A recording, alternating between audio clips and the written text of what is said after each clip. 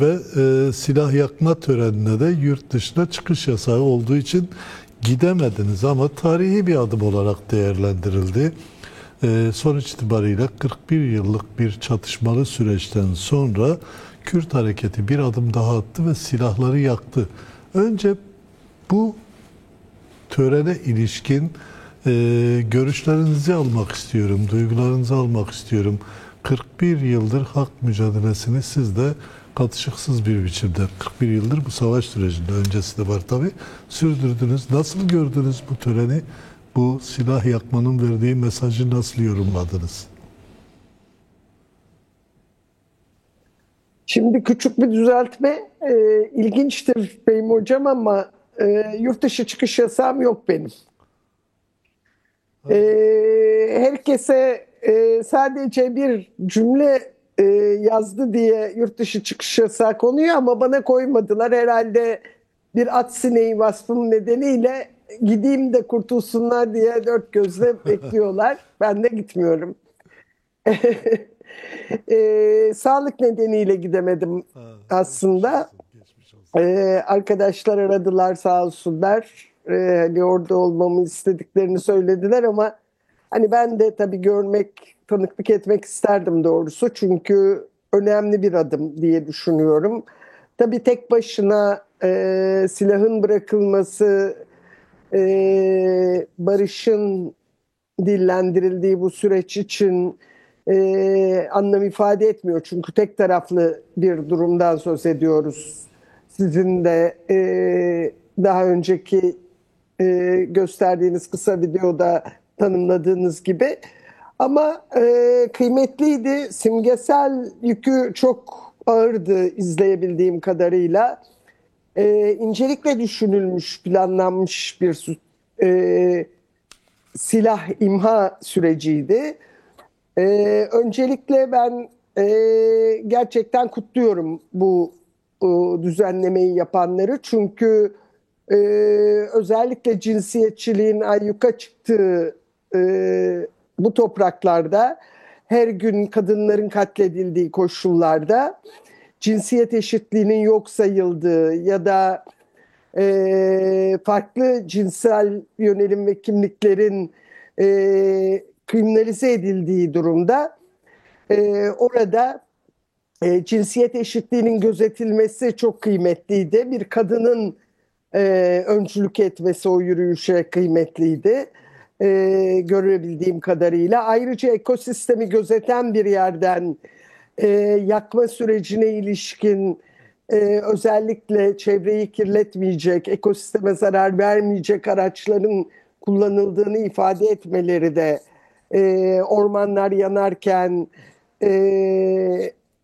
çevreye ilişkin çevre etki değerlendirme raporlarının yok sayılmasıyla toprağın alt üst edildiği ve talan edildiği koşullarda bence çok fazla mesaj vardı Türkiye'de halklara yönelik.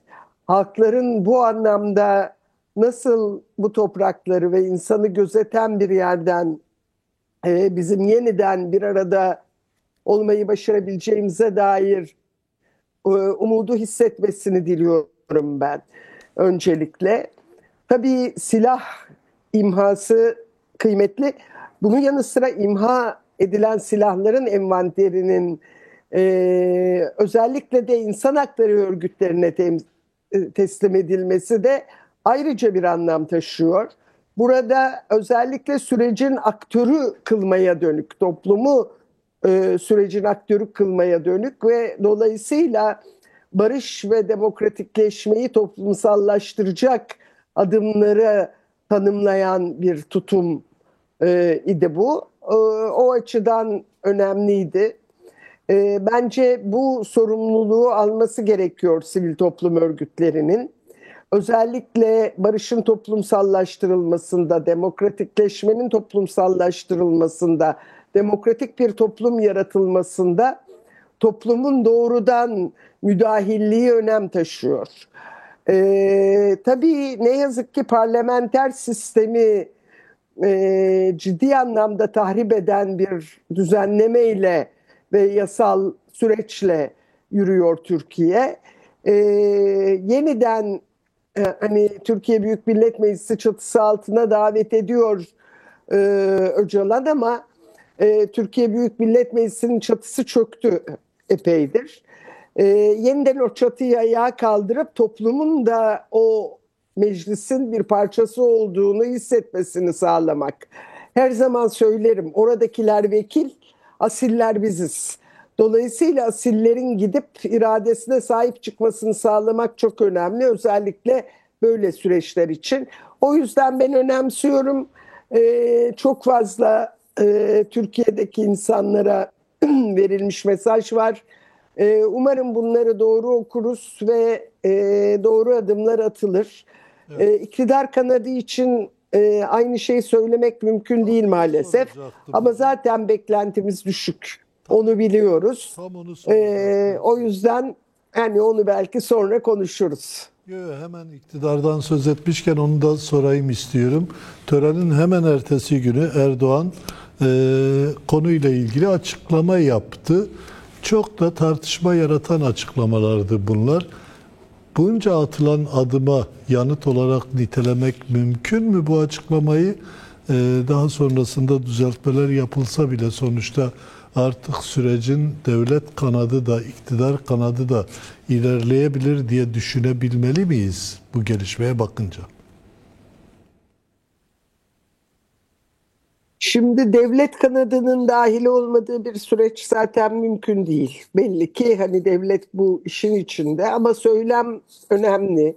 Nasıl ki hani diğer tarafta silahların imha edilmesi sürecindeki planlamalar, cinsiyet eşitliğinin, ekosistemin gözetildiği koşulların oluşturulması gibi topluma farklı bir yaşam tanımlama, başka bir Türkiye tanımlama çabası varsa diğer tarafta öyle bir çabanın da olmadığını görüyoruz. Özellikle halkları yani bu toplumun tüm renklerini, tüm dillerini, tüm kültürlerini tanımlamak yerine sadece din kardeşi olduğu varsayılan üç grubu dahil etmesi değil mi?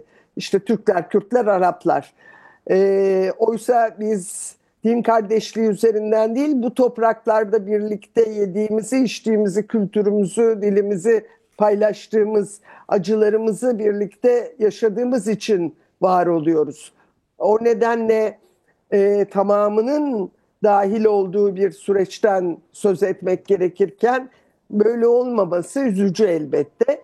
Burada bence en önemli adım hani meclis çatısı altında yani olmayan, şimdilik çökmüş olan o çatının altında bir komisyon tarif edilmiş olması. Tabii ki bu kıymetlidir. Ama o komisyonun da kimlerden oluşacağı önemlidir. Hakları temsil etmeyen, toplumu temsil etmeyen bir komisyon olamaz. Yalnızca vekillerle olmaz, asillerin dahil olması. Özellikle bu anlamda emek meslek örgütlerinin, sivil toplum örgütlerinin o sürecin içinde kendilerini hissetmesi ve dolayısıyla toplumsallaştırmanın aracı olarak bu o süreçte yer almaları gerekiyor. Hani bunu hatırlatmak Komisyon sözünü gerekir. Tabii ettiğiniz bu terörsüz Türkiye Ankara'nın tanımı adımını başına atması sorun gereken konu. komisyon, sizin de sözünü ettiğiniz sonuçta bir yasal düzenlemeyi de gerektiriyor. Görünen o.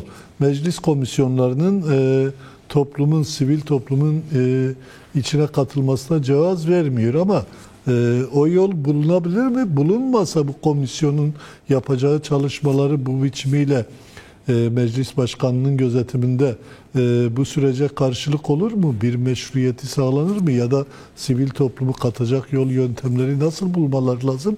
Aynı zamanda bu konuda da ciddi görüşleri olan birisiniz. Ne düşünüyorsunuz? Şimdi öncelikle zaten yasal düzenlemelere ihtiyaç olduğu muhakkak. Yani demokratik entegrasyon yasalarından söz edildi silah imha sürecinde de hatırlarsınız. Açıklamada da vardı. Hukuki düzenlemeler şart çünkü bizim çok ciddi sorunlarımız var. Yani demokratikleşmeye ilişkin sorunlarımız var. Yargının araçsallaştırıldığı koşullarda hani terörsüz Türkiye deniyor. Terörün içine ne bulsalar attıkları koşullar var. Bunların değişmesi, terörle mücadele yasasının ele alınması gerekiyor. İnfaz kanunun yeniden ele alınması gerekiyor. Türk Ceza Yasası'ndaki birçok maddenin ele alınması gerekiyor. Devlet kavramının yeniden, hani en azından modernizmle, Burjuva modernizmiyle uyuşabilecek koşullara getirilmesi gerekiyor. Mecliste sivil toplum örgütlerini yok sayan bir komisyon yapısı kabul edilebilir gibi değil. Tabii ki bu komisyonlara, mecliste kurulan komisyonlara sivil toplum örgütleri, emek meslek örgütleri ilgili başlıklarda davet edilir, katılır, konuşur, görüşlerini iletirler. Bu mümkün. Aslında tümüyle olanaksız bir durumdan söz etmiyoruz.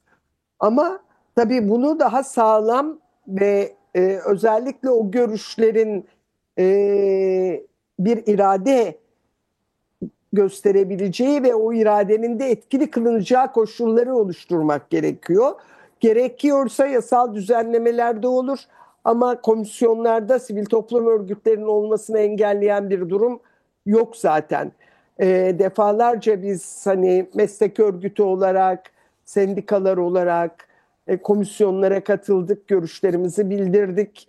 Bilim insanları olarak komisyonlara katıldık, insan hakları aktivistleri olarak komisyonlara katıldık, görüş bildirdik. Bunu engelleyen bir durumda yok. Evet. Peki, e, asıl biraz önce vurguladınız ama onları açmanızı da istiyorum.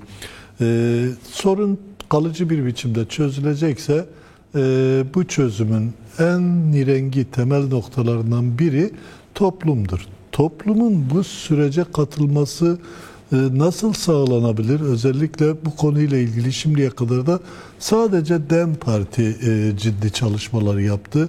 Birçok alanda hala bu çalışmalarını sürdürüyor.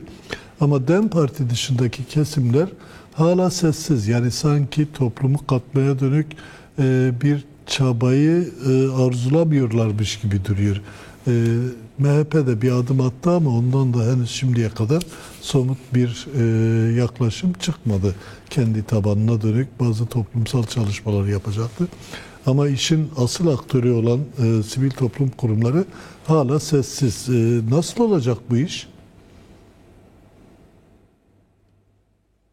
Aslında bununla ilgili bir takım toplantılar yaparak birlikte tartışmayı hedefliyor emek meslek örgütleri ve sivil toplum kuruluşları. Örneğin İstanbul Tabip Odası İnsan Hakları Komisyonu ve konunun katkılarıyla İstanbul Barosu ile birlikte bir toplantı düzenliyor bu hafta sonu Cuma günü. Tam da barışı konuşmak üzere, barışla ilgili kendi alanından, mesleki alanından insanları da katacağı ve görüşleri alacağı, birlikte konuşacağı, savaşın aslında sağlık üzerindeki etkilerini hepimiz biliyoruz. O nedenle hekimler olarak bizim barıştan yana tutum almamız zaten her zaman kaçınılmaz olmuştur. O yüzden bu tür toplantılar düzenlenmiyor değil. İnsan hakları örgütleri düzenliyor. Tabii ki daha yoğun bir çabaya ihtiyaç var. Bu arada muhalefet partilerinin özellikle kendi tabanlarına dönük birlikte çalışmalar yürütmesi önem kazanacaktır. Ama biliyoruz muhalefet partilerinin bir kısmı tam tersine süreci kriminalize etmeye dönük tutumlar ve söylemler geliştirebiliyor. Burada özellikle Özgür Özel'in ve Cumhuriyet Halk Partisi'nin barıştan yana tutum alması ve tabanına dönük açıklamaları önemli. Üstelik de neredeyse onlar da sonunda DEM gibi, yani önceki HDP gibi bütün belediye başkanlarını şu anda özgürlüğünden alıkonmuş halde, hani ve o yargılama süreçleriyle uğraşırken bir yandan da ama buradan geri durmuyor olması da çok kıymetli. Ama kolay değil. Bu zaman alan bir süreç. Öyle düşünmek gerekiyor. Biliyorsunuz 2 gün önce sanıyorum, değil mi? piknikten dönerken araçlarında Kürtçe müzik dinledikleri gerekçesiyle polisler tarafından durdurulup saldırıya uğrayan, ters kelepçeyle gözaltına alınan, özellikle de hamile olan kadının karnına vurulan tekmeyle birlikte erken doğum yapmasına yol açan süreçte bu e, tüm çatışmaların ve yaşayacaklarımızın bir görüntüsü. O nedenle onu değiştirebilecek ve dönüştürebilecek, bir arada olmanın önemini anlatabilecek adımlar gerekiyor. E, Yıllardır örneğin biz meslek örgütü olarak ana dilinde sağlık hizmetini ne kadar önemsediğimizi söyleriz. Bence emek örgütlerinin de bu konuda, özellikle bu konuda yapacağı açıklamalar, bir arada meslektaşlarıyla bunu gerçekleştirebilmenin yolunu bulma çabası önemli olacaktır.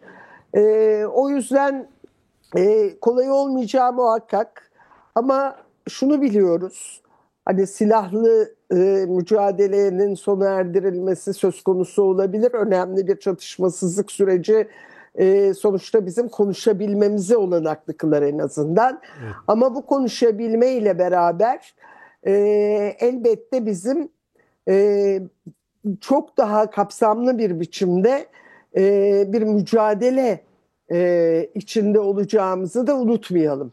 Peki. Bu mücadele bu kez açıklama, toplantılarda konuşma, soruları yanıtlayabilme, içtenlikle bir arada birbirimizin yüzüne bakabilme ve en önemlisi de yaralarımızı ortak sarabileceğimizi herkesin hissetmesini sağlama olmalı.